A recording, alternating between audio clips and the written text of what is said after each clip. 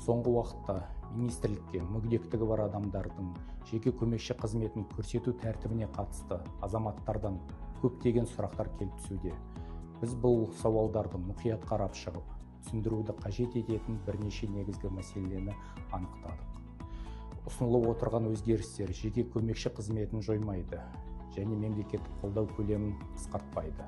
Керісінше, жоба қызмет алушылар мен көмекшілердің өздері арасында тәжірибеде туындаған құқықтық және ұйымдастырушылық мәселелерді шешуге бағытталған.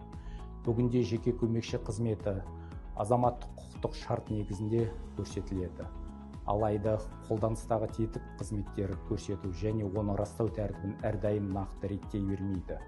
Осыған байланысты жоба аясында бірыңғай үлгілік шарт енгізу ұсынылады. Бұл ортақ әрі түсінікті ережелердің қалыптастырып, даулы жағдайлардың санын азайтуға және тараптардың құқықтық қорғау қамтамасыз етуге мүмкіндік береді. Сондай-ақ қызметтерді адамның нақты қажеттілігіне қарай көрсету тәсілі ұсынылады. Яғни қызмет қажеті нысандарға бару кезінде нақты сүйемелдеу өтініштері бойынша қызмет алушының уақыты мен қажеттілігі ескеріле отырып көрсетіледі. Бұл жүйені мүгедектігі бар адамдардың өздері үшін анағұрлым ыңғайлы әрі икемді етеді. Сонымен қатар, рұқсат етілген ең жоғары қызмет көлемінің үшін төлем мөлшері өзгеріссіз сақталады. Міндетті әлеуметтік аударымдар, зейнетақы жарналары және міндетті әлеуметтік медициналық сақтандыру жарналары да бұрынғы тәртіппен жергілікті атқарушы органдардың қаражаты есебінен төлене береді.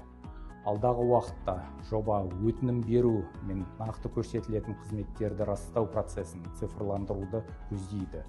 Бұл қағазбастылықты азайтып, бюджет қаражатының жұмсалу ашықтығын арттыруға, негізсіз төлемдердің алдын алуға және азаматтардың қызметін алуға жеңілдетуге мүмкіндік береді. Сонымен қатар, мүгедектігі бар адамдардың қозғалысын GPS арқылы бақылау енгізіледі деген ақпарат шындыққа сәйкес келмейтін ерекше атап өткен жөн.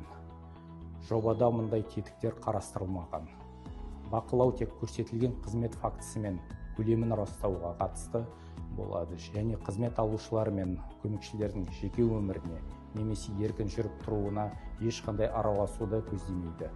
Сондай-ақ жеке көмекші қызметі заңнамада бастапқыдан азаматтық құқықтық қатынастар шеңберінде көрсетілетін қызмет ретінде қарастырылғанын ескеру маңызды.